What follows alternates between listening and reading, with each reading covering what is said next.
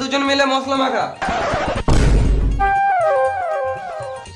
বেটাই বিড়ি খেয়ে আসছি, তুই মশলা মাখা বুঝলি, তাড়াতাড়ি কাজ শিখবি।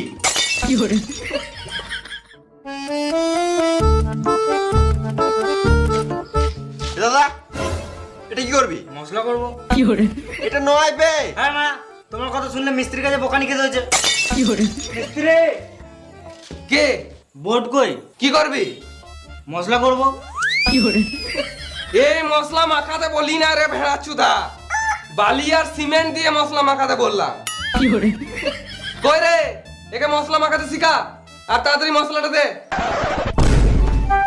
বললাম এটা কি করবি, শুনলি না? সুরের বাচ্চা, দেখে দেয়।